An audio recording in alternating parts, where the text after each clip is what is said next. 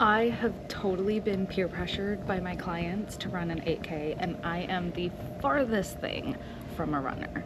But I've decided I'm gonna do this for a few reasons. I wanna see if this like runner's high thing is real. I feel like too many people experience it for it to be fake, so I'm just gonna test it out and see if I actually ever experience it. I also want to see if my attitude and feelings towards running changes, because the last time I ran a mile was like literally junior year of high school and I hated it then, but I'm like a whole new person now, so maybe it's not going to be as miserable as I've made it out to be. And then finally, I think there's something to be said about doing hard things, especially hard things that you don't want to do. I think resilience is built in these times of life, and like there's no need to wait for something hard to happen to see if you're resilient enough to get through it. I think you can like artificially create those with like low stress situations, or like low risk situations, right? So I'm gonna put myself through like 12 weeks of just running training just to see if I can complete this damn thing.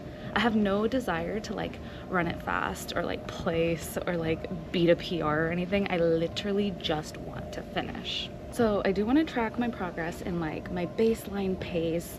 I want to see if my like body composition changes throughout this, and then most importantly like my attitude. So this week I am getting my gait analyzed by one of my close friends.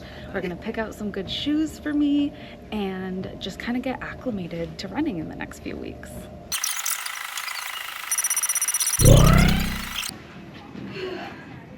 Okay. When does it not hurt? When is running gonna stop hurting?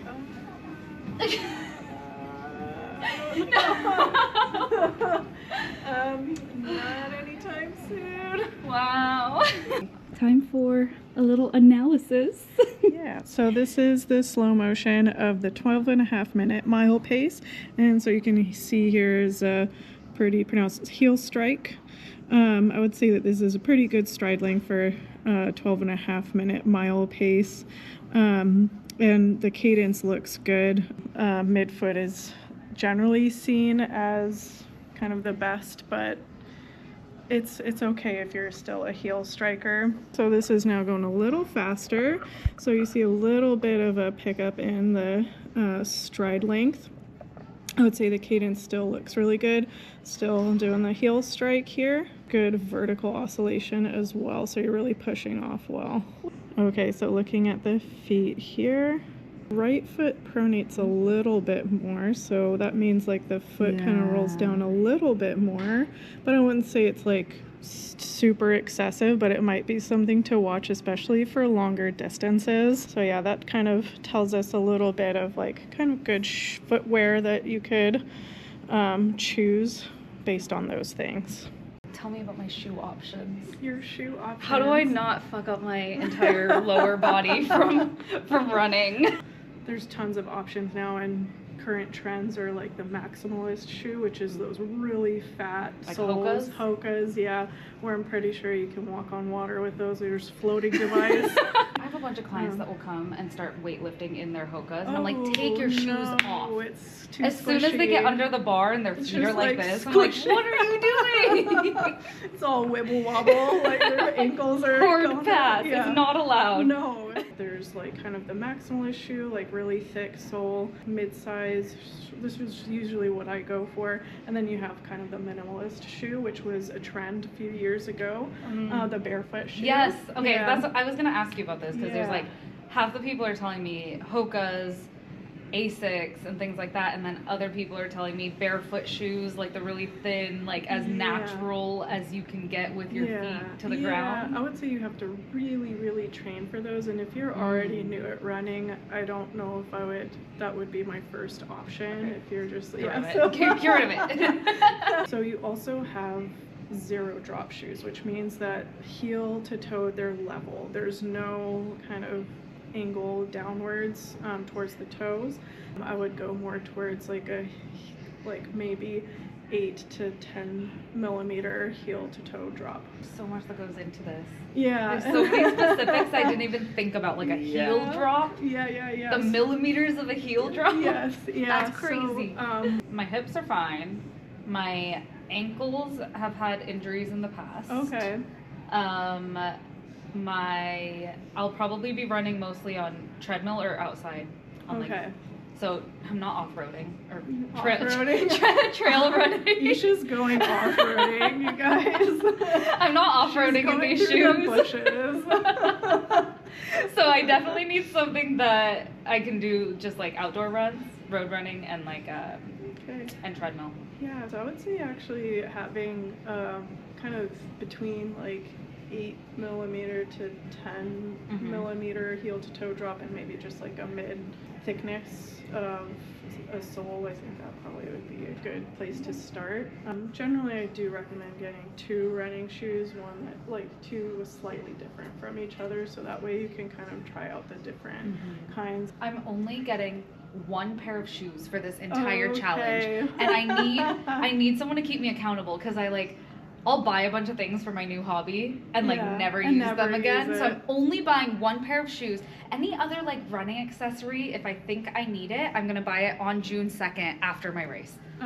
Like, That's and a because good then I'll be like, idea. okay, I like this, I'll stick to it. Because there's like a 50-50 chance I'm gonna hate it and I won't ever want to do it again. That's true. So I don't I don't want to buy a bunch of stuff just to like never do it again. Yeah. And I'll try them on and I'll like yeah. walk around and I'll make sure that they feel good. I would kind of even like just do a quick jog around the store. It's like, hey guys, don't mind me. Oh, just real quick. Just like, this is good, guys. I'm feeling it. Feel my toes spreading.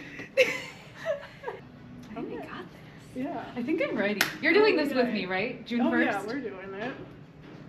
Thank you, Alex. Absolutely. This was so helpful. Yeah. I'm gonna go spend money.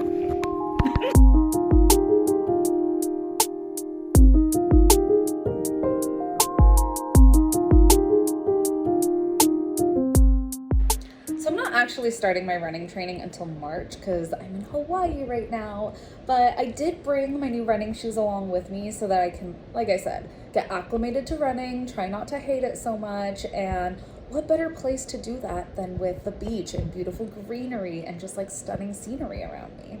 I've definitely seen like a ton of people running early morning, so I'm gonna try and do that before the sun comes out and it gets like really, really hot.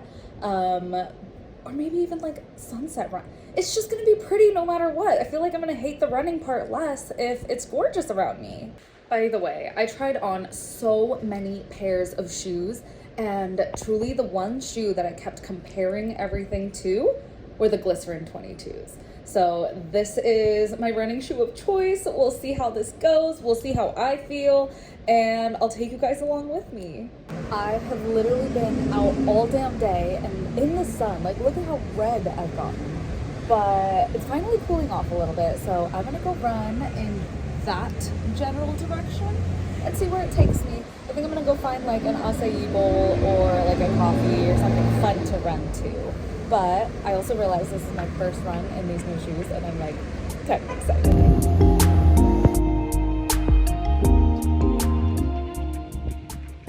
I honestly don't feel too terrible.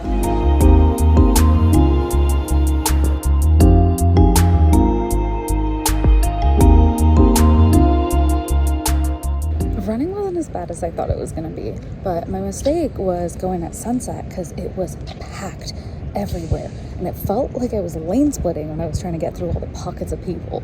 But I went and I got some really good sugarcane juice, which I haven't had since I was in India, and now I'm just taking a nice little stroll back to my hotel, and I'm probably going to try and do this like 1 or 2 more times during this trip. Okay, so 1 or 2 more runs in Hawaii totally did not happen because I fucked up and drowned my phone in salt water. But it was an expensive mistake, but honestly kind of worth it because it just felt really good to just fully unplug for like the last 4 days of the trip. But that also means that I had no GPS to run around with in like a place that I'm not familiar with, and I also had no music, which I was just not gonna do that. And then on my way back, I like caught a cold, so I've just been dealing with that, and it's just not been fun. But I guess like this is officially my first week of training for this 8K. I'm pretty excited. I think I'm gonna do like a Monday, Wednesday, Friday run and lift. And then on my Tuesday, Thursdays, and weekends, I can do a lot more of my like lower impact things like handstands and yoga and dance and all that fun stuff. So I think from here on, like, the only thing I can do is just like do it, right? Like, I can't just keep talking and yapping about doing this 8K. I actually have to like try. So here we go. Also, I'm such a YouTube rookie. Don't forget, like, comment, share, subscribe, and I'll see you in the next video.